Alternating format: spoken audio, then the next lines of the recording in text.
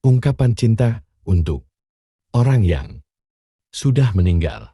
Di kesempatan ini Ustaz, saya ada pertanyaan yang dari dulu belum tersampaikan. Bagaimanakah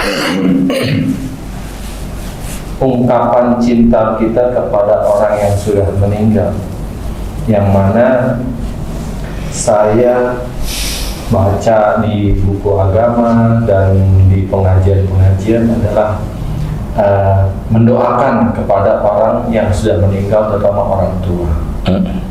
Nah, bagaimana orang yang semasa hidupnya belum menikah dan belum mempunyai anak, apakah merugi karena tidak ada yang mendoakannya setelah dia meninggal?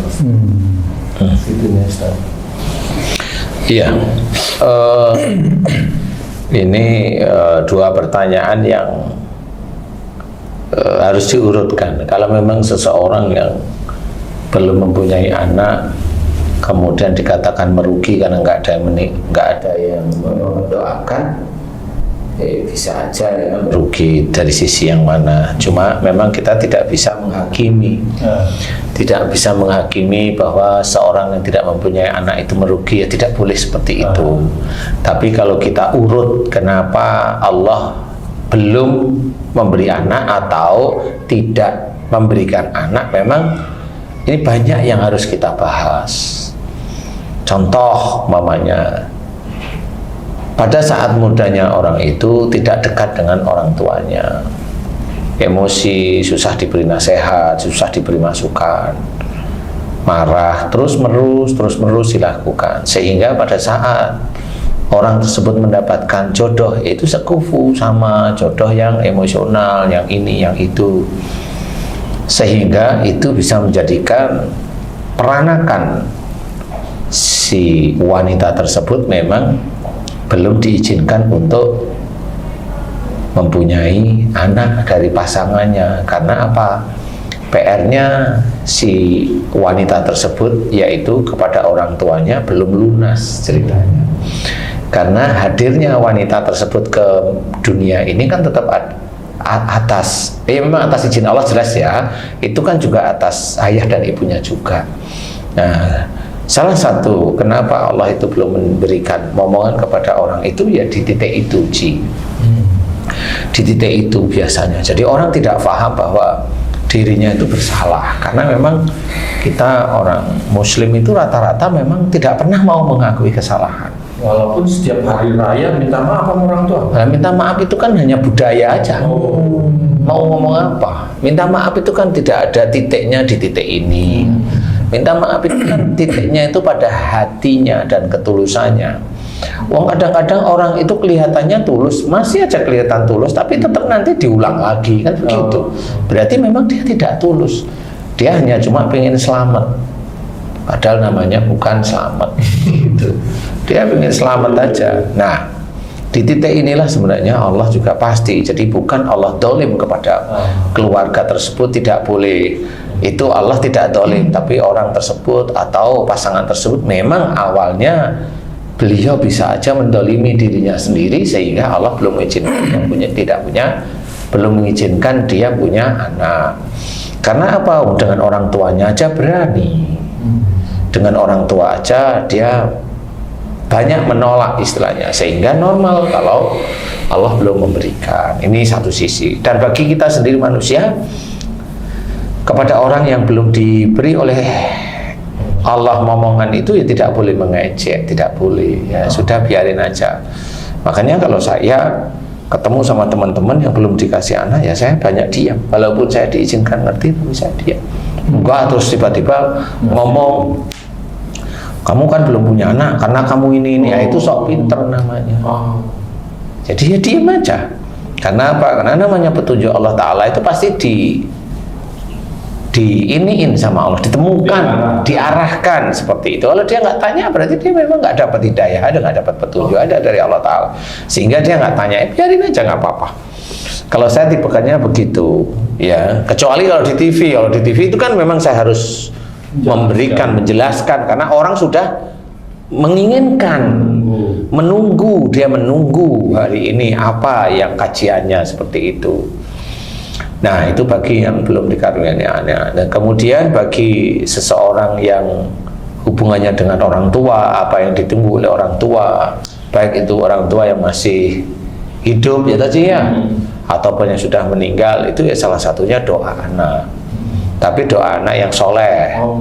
Doa anak yang soleh menurut Allah kan, bukan menurut kita. Soleh dan soleha tentunya. Soleh dan solehah lah maksudnya ya. Jadi intinya bukan soleh menurut kita atau soleha menurut kita. Orang yang dia itu sering baca Quran, udah biasanya kita anggap solehah atau soleh. Enggak harus seperti itu aja. Pakai aja ya ini ya.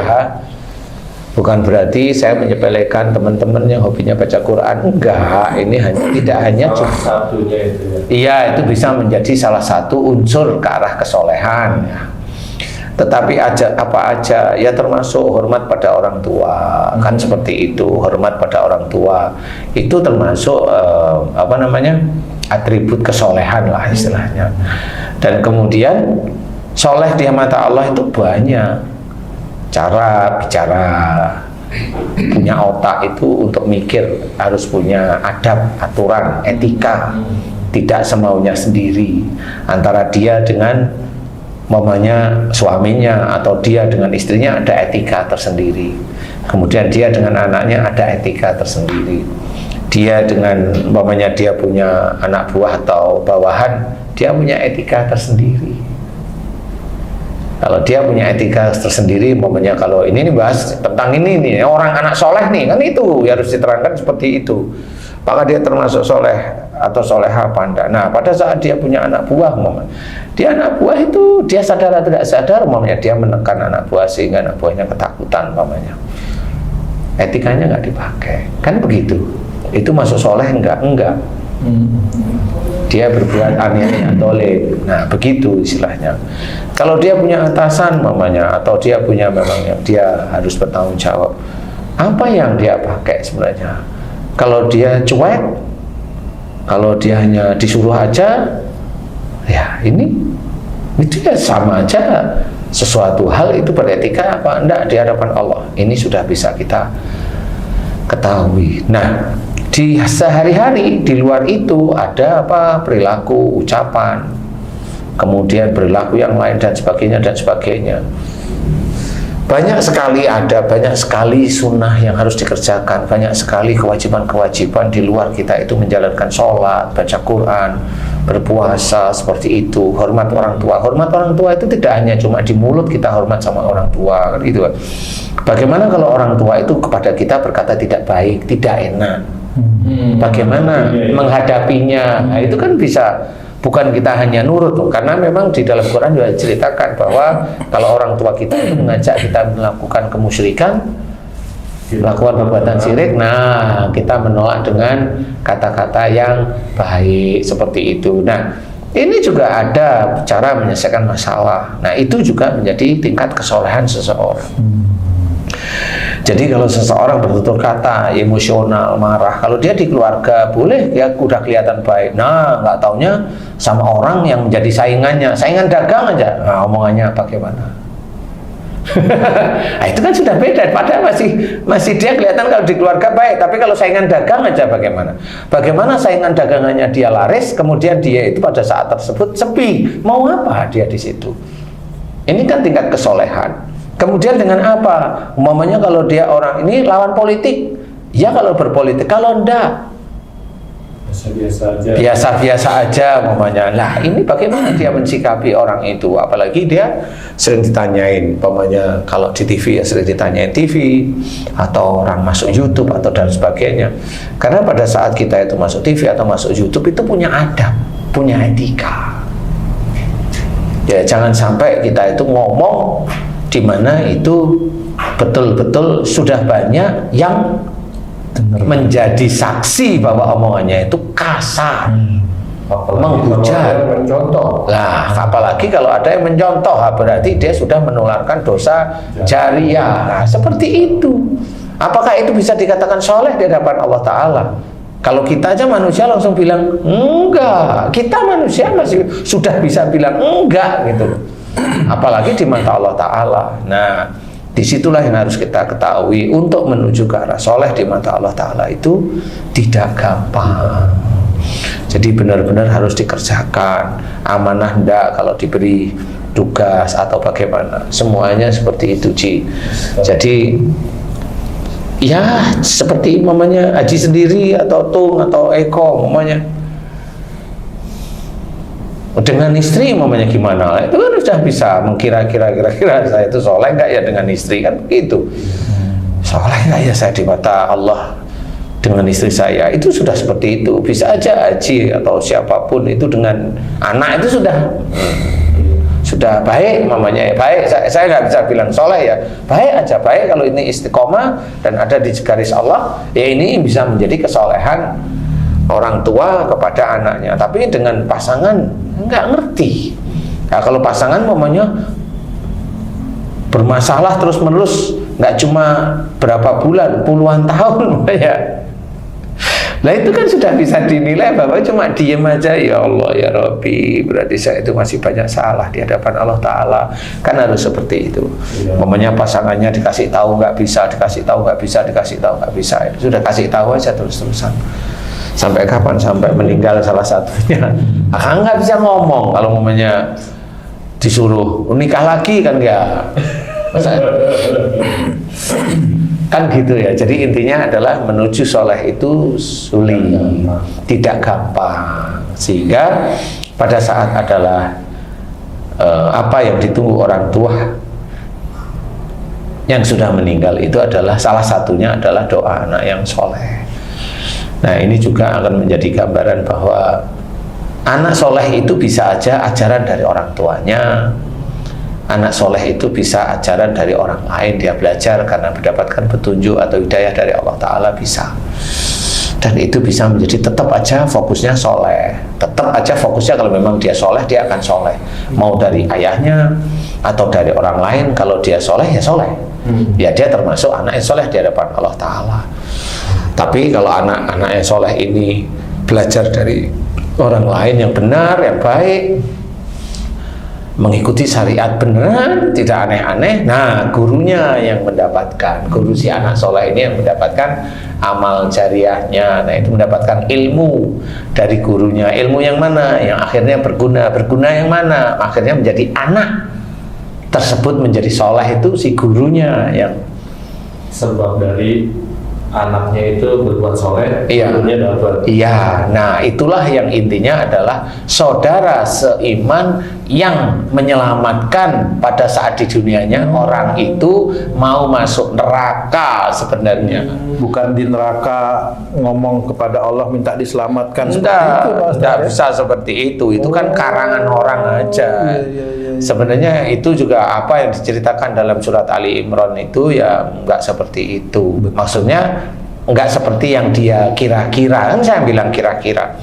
Karena di situ diceritakan kalau orang-orang non Muslim atau orang kafir dalam Quran itu di dunia itu sudah ada di pinggir neraka jahanam. Orang kafir di dunia itu sudah masuk di pinggir neraka jahanam. Ibaratnya seperti itu analoginya. Jadi kalau orang kafir tersebut itu diangkat oleh saudaranya masuk Islam, ini sama terselamatkan dari neraka jahanam. Bukan setelah di neraka baru ada orang yang memohon kepada Allah, ya Allah dia teman saya. Bukan seperti itu sebenarnya, Pak. Yang saya tahu itu yang diizinkan memberikan syafaat itu hanya Rasul. Jadi nanti Rasul itu akan mengangkat umat-umat Islam yang masuk kategori mendapat syafaat. Jadi itu tidak bisa diganggu gugat atau para nabi yang lain di zamannya. Ya istilahnya seperti itu, tapi dikawali dari Rasulullah Muhammad SAW. Jadi disitulah yang harus kita pikirkan. Tidak bisa kita bergandengan terus nanti siapa yang masuk surga terus mintalah pada Allah Ta'ala. Mana nggak bisa berpikir di situ. Ada negosiasi gitu. Iya, nah ini kan di akhirat hukumnya hukum Allah. Betul. Jadi Rasulullah itu sendiri juga mengikuti hukum Allah. Ini di akhirat. Jadi seperti itu. Nanti memang Rasul memang diberi izin oleh Allah Ta'ala untuk memberikan syafaat pertolongan kepada hamba-hambanya itu ya pada umat-umatnya, ya salah satunya itu. Umat yang mana? Ya pada saat itu memang ada umatnya yang pada saat dia itu meninggalnya, kemudian dia meninggal, dia disiksa dulu untuk dikurangi dosa-dosanya.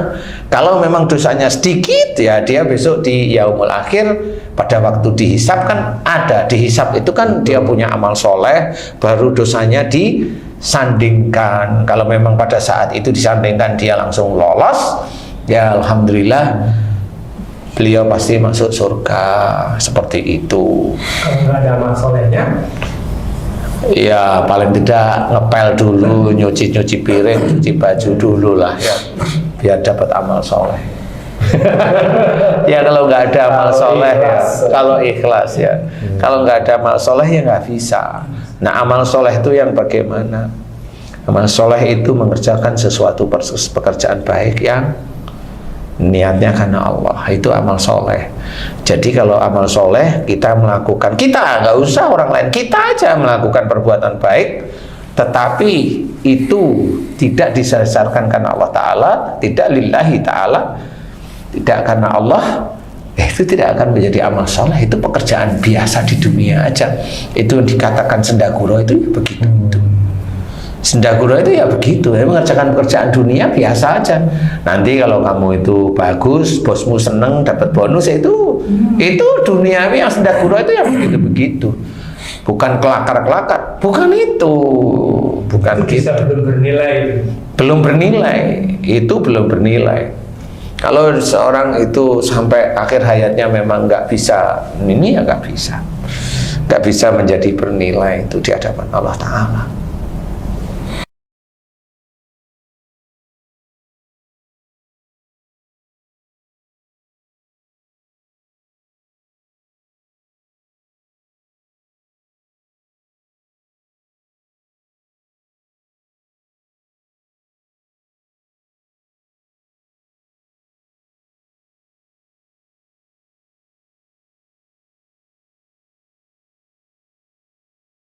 Ya, tetap kita dilihat, kita tetap melihat ya.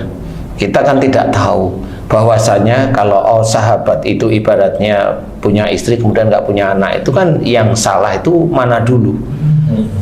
Kan nggak bisa, sahabat itu nggak taunya memang yang lakinya, yang perempuannya memang dia dulunya jengkel sama orang tuanya, kan nggak pernah diceritain itu cerita seperti itu. Ceritanya itu cuma kalau nggak punya anak itu terus dia tetap memohon pada Allah Ta'ala sampai meninggalnya. Kan itu yang diperlihatkan baik gitu loh istilahnya. Ya memang kita tidak boleh menghakimi, iya. Tapi kan kita harus melihat siapa. Kalau zaman sekarang kan kelihatan.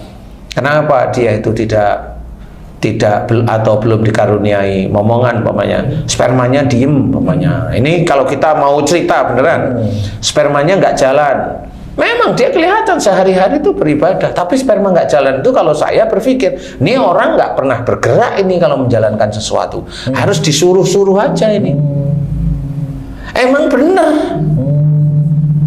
Lah nggak bisa cerita. Sekarang memang ada alat untuk melihat sperma itu bisa bergerak. Kenapa? Karena saya masuk ke ranah itu, diizinkan oleh Allah Ta'ala masuk ke ranah itu. Sehingga saya bisa bilang, Mas orangnya kalau kerja itu hanya disuruh. Betul apa enggak? Saya tanya, betul. Di rumah nggak pernah bantu keluarga, jarang. Emang jarang. Cuek sendiri. Disuruh itu ya banyak enggaknya. Nah itu spermanya anteng. Ada kok, saya pernah ketemu sama orang yang spermanya jalannya mundur, kan lucu. Nah kan itu kan nggak pernah. Di zaman dulu kan nggak ada alat untuk melihat sperma laki-laki bergerak, dia ngerti dari mana. Nah kalau dari situ saya langsung insya Allah paham. Mas, sperma berjalan mundur itu ciri mas. Coba tolong saya dijawab benar apa enggak. Mas itu kalau mau melakukan pekerjaan banyak pertimbangan, tapi terakhirnya enggak jadi. Banyak ketakutannya, banyak pertimbangan, setelah banyak pertimbangan ketakutan. Enggak jadi. Benar apa enggak saya enggak tahu, karena saya melihat dari sperma. Betul Ustadz, saya memang kalau bekerja sampai sekarang pun bingung saya bekerja karena memang belum bisa bekerja nyaman saya itu. Selalu banyak pertimbangan, tapi nanti di tengah jalan itu ketakutan sendiri dan nggak jadi gitu. Saya sendiri sekarang bekerja itu di keluarga, nah, kan benar, di keluarga kan dia harus punya tanggung jawab dia ini. Tapi ya tanggung jawabnya seperti itu. Jadi dia secara rasional itu memang sama seperti spermanya. Sperma itu kan contoh seperti manusianya. Ya kalau teman dokter, kok mundur ini gimana sih? Apa pergerakan ekornya itu kebalik apa ya? Kan gitu. Apa ekornya bergerak kan gitu lagi Pak Ustadz ya? Ekornya itu bergerak yang pucuknya dulu ke sana. Jadi kan mundur jadinya. Bukan dari pangkal itunya. Kalau memang dipikir memang betul begitu. Jadi saya menganalisa juga seperti itu. Jadi orang nggak ngerti, sampai sekarang pun orang nggak ngerti. Teman-teman dakwah kayak suruh analisa sperma, mana saya tahu, nggak ngerti. Lah kenapa? Lah memang nggak faknya. Teman-teman dakwah ya nggak faknya ya nggak ngerti. Nah, kalau nggak ini ya, momennya diruqyah ya nggak apa-apa, diruqyah bisa apa enggak kan gitu. Nah kalau spermanya mundur itu ya orangnya harus berubah di hadapan Allah Ta'ala, berjanji berubah, jangan banyak pertimbangan, jangan ada ketakutan, dan jangan berhenti. Maksudnya habis ketakutan kok nggak dijalankan, jadi dia itu ya nggak pernah berhasil, nggak pernah jalan istilahnya. Nah itu memang terbukti setelah dia berubah, berusaha mohon ampun kepada Allah Ta'ala, spermanya jalannya ke depan lah kan. Dari mana? Ya memang itu dari Allah Ta'ala. Tapi kok bisa berjalannya itu maju? Lah ya itulah. Jadi seseorang itu apa, struktur tubuh itu ya tergantung dari orang itu sendiri, otaknya orang itu, hatinya orang itu. Kalau saya kan sekedar ngasih tahu loh. Kenapa kalau saya kok bisa Ustaz itu tahu dulu itu sperma jalannya mundur dari sini? Kalau dia tanyanya biasa ya saya lihat orangnya nggak kompeten ya nggak tahu, saya tahunya begitu aja, biar aja dia ngarang-ngarang. Kalau ngarang salah kan masuk neraka dia. Ya karena apa? Karena memang saya lihat kamu hanya ngomong, hanya tanya yang nggak ada ilmunya, ngapain saya harus jawab kan gitu. Berarti tetap ada proses yang harus kita pahami dan kita jalankan untuk supaya tidak terjadi kegagalan itu ya Pak Ustadz ya, bukan pasrah terhadap keadaan hidup. Enggak. Lawang Allah sendiri itu mau menerima taubat itu ada faktornya, jelas ini faktornya, illal ladzina tabu wa aslahu wa bayanu. Illal ladzina tabu, mereka yang telah tobat dulu, wa aslahu, melakukan perbaikan. Berarti kan pada waktu dia tahu kekurangan di mana, dia harus keluar dari situ, berubah kan begitu. Wabayanu, memberikan nasihat kebaikan, kebenaran, baik dari Quran maupun dari hadis, seperti itu nasihat-nasihat yang baik. Baru Allah menjawab faulaika atubu alaihim, maka tobat mereka yang aku terima. Itu kan Allah yang menceritakan dalam Quran.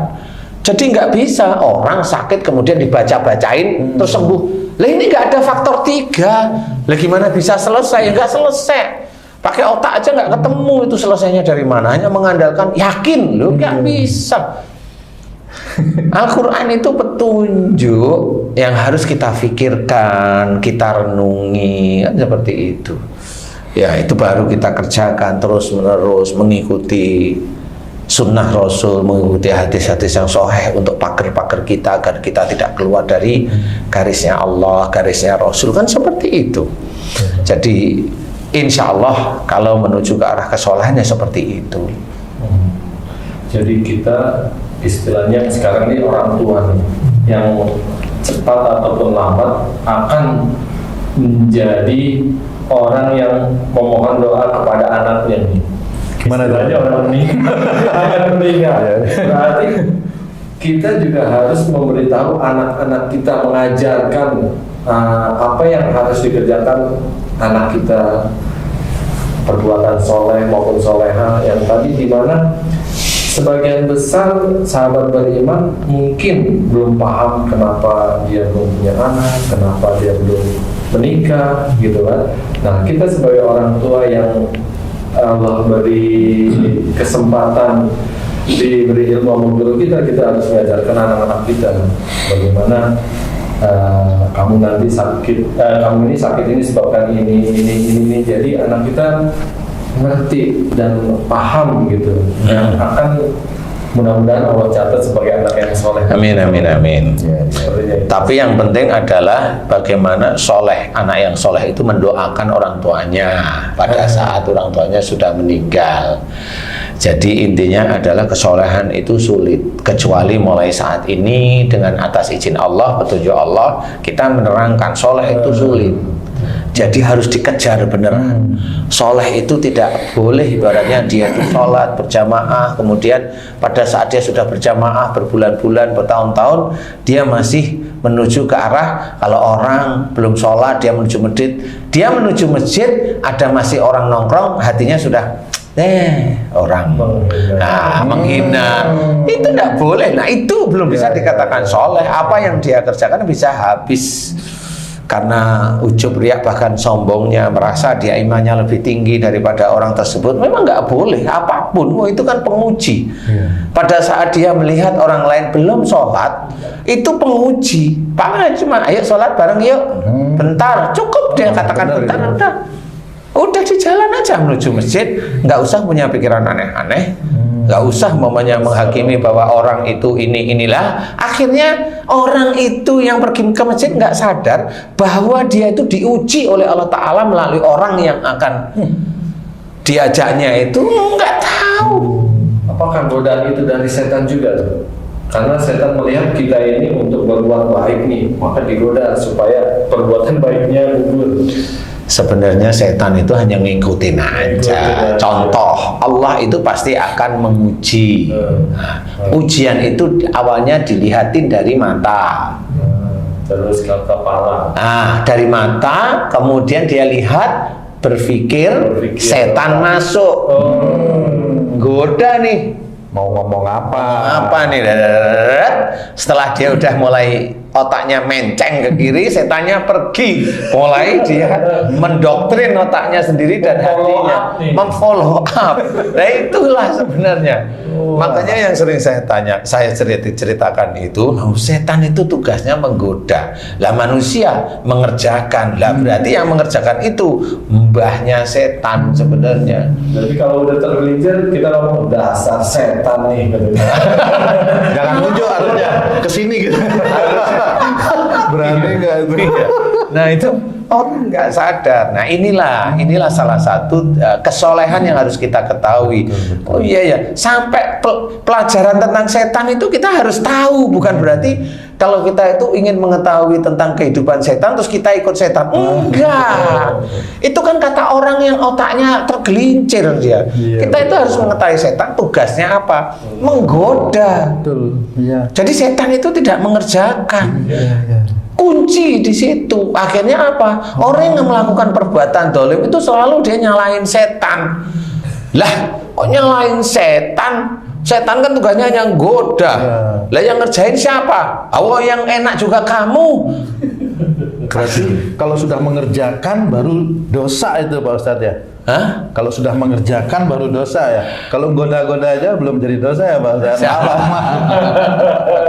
Goda juga dosa. Ya yang kamu goda juga setan. Ya setan ketemu grupnya kalau itu ya. Berarti soleh, predikat soleh itu haknya Allah yang memberikan. Soleh itu hanya Allah dan kita hanya bisa menuju ke arah soleh. Kewajiban kita menjalankan, berusaha, belajar bicara yang baik, ketemu sama orang itu bicara bagaimana. Kalau dinasihati seseorang itu kita menjawab apa yang harus kita kerjakan. Kalau diberi nasihat kan ada itu jawabannya. Kalau diberi nasihat itu ngeluyur wae, itu emang koyo ngono ape? Anakmu kalau kamu kasih nasihat ngeluyur itu gimana otakmu? Ya normal aja lah kalau itu anakmu dikasih tahu terus diem terus pergi, itu gimana coba? Normalnya otakmu gimana coba? marah. Lah iya. Otak normal marah. Lah iya, otak normal loh ya. Kecuali kalau memang dia tahu, oh ini anakku, ya dulu berarti aku juga seperti itu. Kemudian intinya adalah mohon ampun orang tuanya agar anaknya tidak seperti itu. Itu kan proses menuju soleh. Kalau kita mau marah sih bisa aja, semua kita marahin bisa. Yang susah itu orang mengerjakan salah di depan kita dengan kita, orangnya nggak marah, lah itu yang susah. Luar biasa kalau ini biasanya. Oh, nggak tahu kalau itu. Nah itulah yang memang yang paling susah itu yang begitu. Orang yang dia itu tahu apa dikerjakan orang tersebut dan dia orang itu yang merugikan, ya orang itu begini tapi orangnya nggak marah. Lah ya itu yang susah. Nah ujiannya kan beda-beda. Baru dia diuji dikasih nasihat nggak mau aja. Nah baru diuji begitu nggak mau gimana? Emang nggak bisa. Nggak bisa karena apa? Aduh, yang kayak kamu memberikan nasihat pada anakmu, negur anakmu, anakmu pergi, nggak usah jengkel. Kali aku seperti itu. Kalau kamu negur orang lain, momennya negur Haji J, momennya Haji J diem pergi, nggak usah jengkel, apalagi nggak usah jengkel. Ya memang cara berpikirnya beda-beda. Harus serahin aja sama Allah Taala besok jadinya apa? Kan udah biarin seperti itu. Ya Ji. Iya Ji. Di kepala udah banyak untuk apa yang harus dikerjakan di rumah. Setelah mendengar penjelasan Ustaz, gitu dong. Jadi saya teringat sahabat Rasul, kebanyakan di antara sahabat Rasul meminta nasihat Rasulullah tentang bagaimana atau amalan apa untuk yang baik-baik.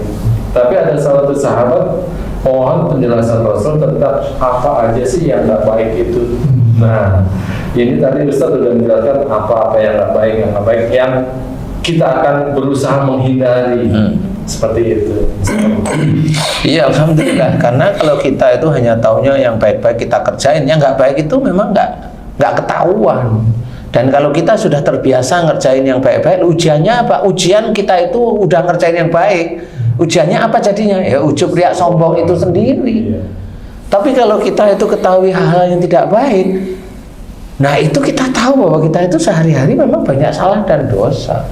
Sehingga itu yang menjadikan kita harus selalu waspada. Persoalan kita sudah menjalankan sesuatu hal yang baik, serahkan aja sama Allah Ta'ala. Udah nggak usah diudek-udek, saya pernah ini, nggak usah diudek-udek, biarin aja. Dan itu tidak akan menjadikan kita itu insya Allah ya, kalau sudah begitu ujub riya itu insya Allah masih ada tapi hanya nempel aja, dia tidak berfungsi. Karena apa? Ngerjain sesuatu hal yang baik itu udah nggak dianggap ini ya, ngerjain karena Allah, selesai sudah. Bukan karena aku, itu karena aku, karena ini, aku dekat ini, aku dekat, kamu harus sama saya. Enggak seperti itu. Enggak. Nah itulah orang yang merasa dirinya baik, merasa dirinya hebat, dia merasa dekat sama orang, sama-sama seperti itu. Nah orang seperti itu baik apa enggak? Enggak baik. Emang enggak baik orang itu. Walaupun apa yang dikerjain kelihatannya baik kan di mata manusia. Betul. Di mata Allah yang enggak aja kalau saya, wah itu enggak baik. Bagaimana misalnya kalau ada orang yang mensoleh-solehkan anak, mensolehkan istrinya, itu ujub riak sombong di situ. Lalu bagaimana enggak sombong? Dia mau cerita dirinya siapa sebenarnya? Dia kan hanya cari meminta pujian lewat anaknya aja. Mana yang seperti itu enggak bisa. Itu rata-rata seperti itu. Boleh ditanyain kalau dia mau jujur.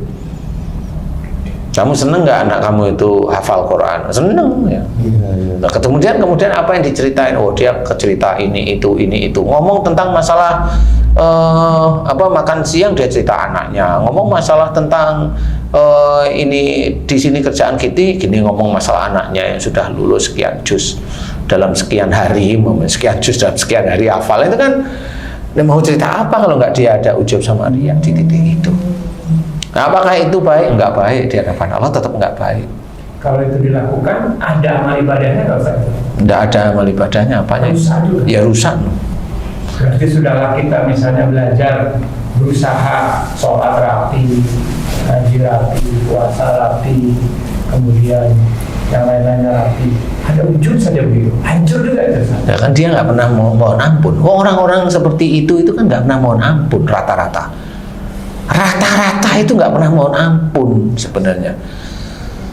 Kita amati aja coba, amati aja dulu. Kita emang pernah mohon ampun? Nggak pernah. Kalau dia melakukan itu sudah dianggap kebanggaan. Kebanggaan itulah ya, sifatnya yang tidak baik kita kerjakan sebenarnya. Ujub riya itu setiap saat sehari itu bisa berkali-kali itu ujub riya itu. Sombong ujub riya berkali-kali.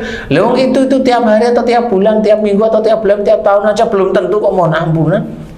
Dari titik mana mohon ampunan? masuk di posting begitu ya Ustaz? Lah iya, mau cerita apa? Jadi nggak cuma diucapkan, cuma Lah sama. Itu kan niatnya di sini. Mau posting ini mau dilakban nanti tebelnya segini, oh ya kan niatnya di sini. Niatnya di situ. Sama kalau orang mau sholat duhur nggak ada niat, nggak dibaca itu niat, tidak dibaca itu sholat duhur tidak menjadi pahala, sama aja seperti itu. Karena harus niat. Untuk apa sholat? Kalau memang sholatnya itu wajib, kerjain wajib, niatkan Allah. Untuk apa itu? Kalau memang qadha ya ceritakan qadha niatnya, kan begitu yang harus kita ketahui. Sehingga itu yang menjadi gambaran kesolehan di hadapan Allah itu sulit. Sehingga itu bisa menjadikan bagaimana orang tua kita itu senang tidaknya itu kita tidak tahu, sama-sama gaib. Apakah orang tua kita menunggu, umpamanya orang tua saya kan alhamdulillah udah meninggal, ya apakah dia menunggu doa saya? Nggak tahu saya. Nanti kalau saya cerita tahu, saya cerita begini dikiranya wah ngarang aja itu Ustaz, dan nggak tahu. Kan begitu ya, emang nggak tahu gitu loh. Tapi ya tetap doa itu dilantunkan. Nah, untuk doa itu akan dikabulkan sama Allah Ta'ala, ya kita sendiri yang harus merubah diri kita untuk soleh di hadapan Allah Ta'ala. Soleh itu banyak hal, kan gitu. Ada adab, ada etika, ada sesuatu yang harus ditutupi, ada sesuatu yang harus diceritakan, harus ada begini seperti itu. Tidak bohong-membohong atau ini merasa ini, nggak bisa seperti itu. Itu dari sisi etika sehari-hari aja. Itu kalau dilakukan terus-menerus ya menjadi haram akhirnya. Ya kan? Kalau dia udah tahu sebenarnya, tapi dikerjain terus ya akhirnya menjadi suatu keharaman. Insya Allah seperti itu. Jadi kalau mamanya mau bercerita bahwa orang tua yang di alam kubur yang sudah meninggal, apakah yang ditunggu dari anaknya yaitu doa anaknya yang soleh di hadapan Allah, kalau saya begitu. Kalau kebalikannya gimana Ustaz? Begini, apakah orang tua yang di dalam kubur itu dimintakan juga pertanggungjawabannya tentang anaknya yang jauh dari jalan Allah? Iya jelas. Disiksa juga? Sama.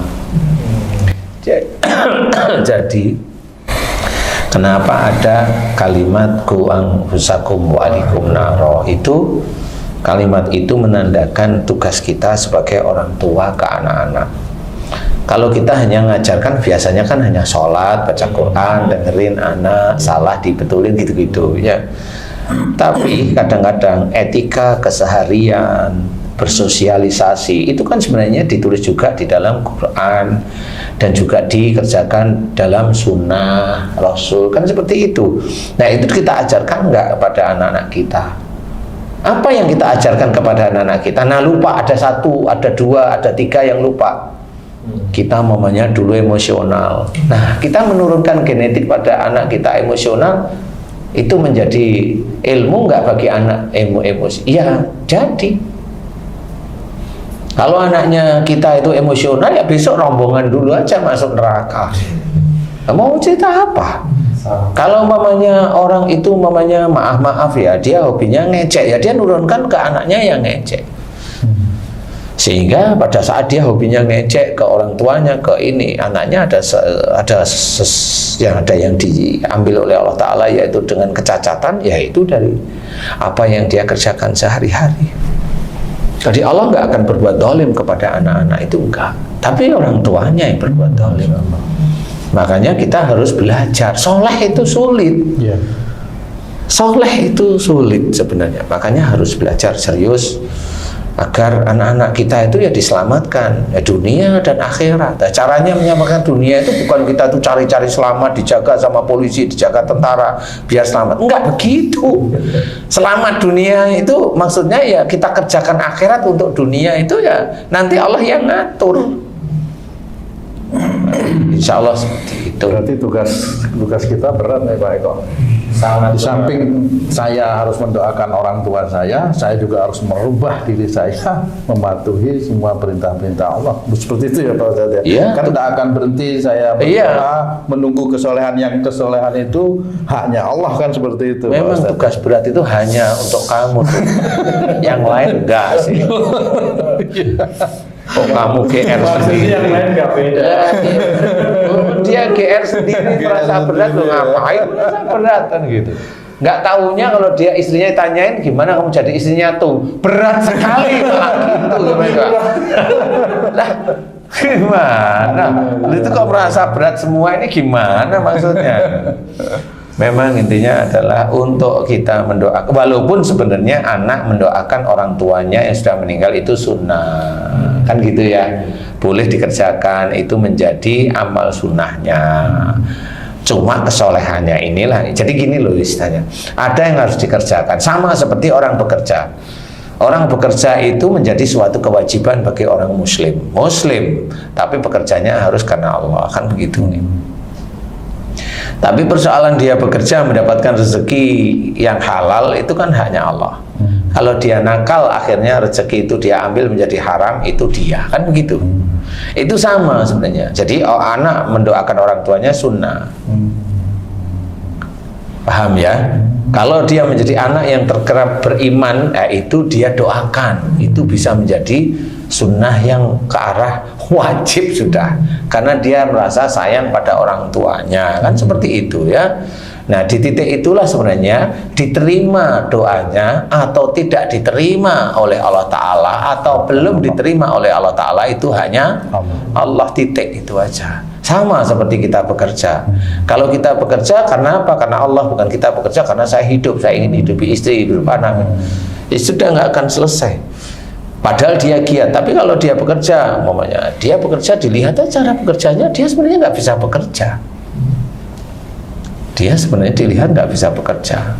Tapi kalau keinginannya tinggi-tinggi ya nggak apa-apa. Namanya keinginan kan baru di otak. Kalau namanya bekerja itu kan harus dikerjakan. Kalau dia tidak bisa bekerja itu memang dia nggak bisa mengerjakan. Banyak kendala. Kalau dia banyak keinginan tinggi-tinggi itu hanya dia. Nah persoalan Allah itu memberi atau tidak memberi pada dia atau belum memberi itu hanya Allah Ta'ala sudah. Yang penting kita sudah bekerja. Kan begitu ya. Jadi intinya adalah jangan sampai, bagaimana caranya, jangan sampai doa kita, jangan sampai itu maksudnya kita punya keinginan kalau bisa doa kita itu dikabulkan Allah. Nah bagaimana doa kita dikabulkan? Allah sudah menceritakan, dan Allah mengabulkan doa orang yang beriman serta mengerjakan amal soleh. Jadi kita menuju ke arah titik itu, sehingga doa-doa kita mudah-mudahan diijabah oleh Allah Ta'ala. Jadi apapun bentuknya doa, apapun digunakannya doa, itu titiknya di situ. Iman kita harus kuat, amal soleh kita harus banyak. Nah di situ baru nanti Allah mempertimbangkan. Jadi nggak bisa hanya cuma kita doakan orang tua tapi kita tidak pernah memperbaiki diri kita, ya percuma. Ya bisa aja nggak sampai, nggak sampai, tahunya nggak sampai nanti di akhirat. Kalau sudah tahunya nggak sampai nanti di akhirat. Kalau saya jawab gitu, nanti di akhirat. Kecuali kalau memang melihat acara ini, kemudian mulai paham, oh ya, kemudian mulai memperbaiki diri. Nah, insya Allah mudah-mudahan itu diizinkan sampai oleh Allah. Insya Allah kurang lebih seperti itu. Wallahu a'lam.